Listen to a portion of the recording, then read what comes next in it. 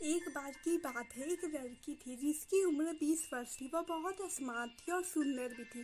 जितना वो देखने में अच्छी थी उससे ज़्यादा वो मन से भी अच्छी थी। वह हमेशा अपना ध्यान खुद रखती थी। उसके चेहरे पे एक स्माइल रहती थी। उससे कुछ नया सीखने की आशा रहती थी। वह रोज़ अपने आप को और अच्छा बनाने की कोशिश करती थी। दूसरों की मदद के लिए हमेशा तैयार रहती थी। वह अपना निर्णय खुद लेती थी। उसमें आत्मविश्वास बहुत था। वह अपनी सेहत का बहुत ध्यान रखती थी। जैसे पानी ज़्यादा से ज़्यादा पीती थी, खाना खाने के 1 घंटा बाद और पहले पानी नहीं पीती थी। कभी ठंडा पानी नहीं पीती थी। हमेशा बैठ कर और धीरे धीरे पानी पीती थी। वह पानी का महत्व जानती थी, इसलिए वह सुबह उठकर पानी पीती थी। वह हमेशा व्यायाम करती थी सुबह सुबह। वह अपनी सेहत का ध्यान रखती थी और दूसरों को भी बताती थी। वह एक अच्छी इंसान के साथ साथ एक अच्छी लड़की भी थी।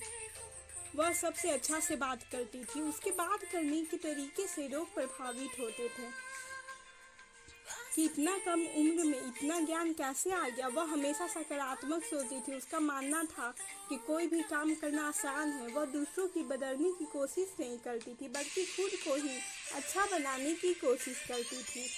वह अपनी में रहना ज़्यादा पसंद करती थी। वह अपने मन से ही आवाज़ से बात करती थी। वह जानती थी कि परिवर्तन ही संसार का नियम है। वो लड़की और कोई नहीं, मैं ही हूँ।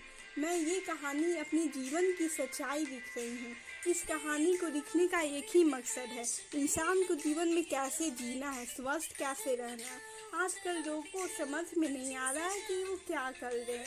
इस कहानी को पढ़ने से शांति मिलेगी, उन्हें खुशी मिलेगी, ज्ञान मिलेगा। इसलिए आप लोग इस कहानी को सिर्फ पढ़े नहीं, बल्कि इसे जिंदगी में उतारने की कोशिश करें।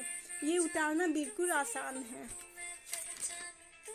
वह अपने आप को बहुत भाग्यशाली मानती थी। वो माता पिता, इतने अच्छे माता पिता मिले। वह माँ की छोटी मोटी काम में हेल्प करती थी। वह लड़की सुबह 5 बजे उठ के व्यायाम और मेडिटेशन करती थी। वह धरती माँ को प्रणाम करती थी और भगवान को मन से याद करती थी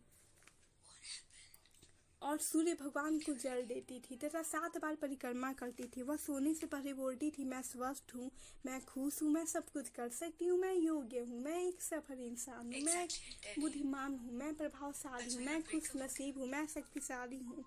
ये देखने में लगता है कि सोने से 5 मिनट बोलने से क्या हो जाएगा, लेकिन इसका इतना फायदा है कि क्या बताएं। बस ये 5 मिनट बोलने से हमारा सब कॉन्शियस माइंड इसी को सत्य मान लेता है, क्योंकि माइंड को नहीं पता है कि क्या सत्य है और क्या काल्पनिक। जो भी मन से सोचते हैं या बोलते हैं, हमारा माइंड उसी को सच करने की कोशिश में लगा रहता है। अगर कभी कोई निर्णय लेना हो और समझ में नहीं आए क्या करें, तब अपने मन से पूछिए, क्या ये निर्णय लेने से हमारा क्या फ़ायदा हो रहा है या क्या नुकसान हो रहा है। उदाहरण के लिए, अगर कोई प्रॉब्लम आए तो मन में सोचते हैं कि हम बर्बाद हो गए, तो अपने मन से पूछिए कि क्या हम सच में बर्बाद हो गए। आवाज़ आएगा, नहीं। प्रॉब्लम सबकी लाइफ में आता है, उसे चुनौती समझकर सामना करना चाहिए। फिर मन से पूछिए, क्या हम कैसे बर्बाद हो गए, क्या मेरे हाथ पैर कट गए हैं।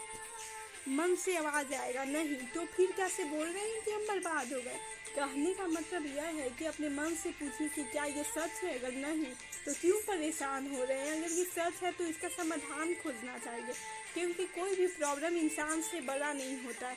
भगवद गीता में लिखा है, हमेशा धर्म के साथ रहें, कभी हिम्मत नहीं हारनी चाहिए, घमंड नहीं करना चाहिए, हमेशा परिवार को खुश रखने की कोशिश करना चाहिए, समाज के नियमों को मानना चाहिए, क्योंकि ये सोच समझकर ही बनाया गया है। सोच समझकर ही बनाएंगे। अपने कर्म का पालन करना चाहिए, किसी से बात का शोक नहीं मनाना चाहिए। जन्म और मृत्यु सच्चाई है जीवन का, हमेशा सत्य बोलना चाहिए। जब कोई निर्णय लेना हो तो उसे सोच समझ कर लेना चाहिए और उसे पूरी मेहनत से उसे पूरा करना चाहिए। जो आपका साथ दे उसका साथ कभी नहीं छोड़ना चाहिए। किसी का विश्वास नहीं तोड़ना चाहिए। लालच, गुस्सा और हवस से दूर रहना चाहिए। अच्छा कर्म करना चाहिए, कर्म करना चाहिए, फल की चिंता नहीं करनी चाहिए। ये सोचना चाहिए कि जो भी होता है अच्छा के लिए होता है। पंचतंत्र का है, हमारा शरीर पंचतंत्र का है। आत्मा आपका समय है और शब्दों को सोच समझ कर यूज करें। ये सब भगवत गीता में लिखा है, जो श्री कृष्ण खुद भगवान अर्जुन को उपदेश दिए हैं। आजकल लोग सच को जानते हैं और मानते नहीं हैं। सच को मानने की हिम्मत होनी चाहिए कि क्या सच है और उसे पूरा करना चाहिए। कोई आपका हेल्प करे तो उसे थैंक यू बोले। आप ना ही ज़्यादा उसे तेज आवाज़ में बोले और ना ही ज़्यादा धीरे आवाज़ में। बातों को स्पष्ट बोले, क्योंकि बात करने से आपका व्यवहार का पता चलता है। अपने शब्दों में भावनाएं डालें। सुबह सुबह ओम ध्वनि का उच्चारण करें। बोल कर किताब पढ़ें। अपने बारे में कम और दूसरों के बारे में ज़्यादा बोलें। ऐसा करने से आप एक सफल इंसान बनेंगे। ये है मेरी कहानी। Thank you.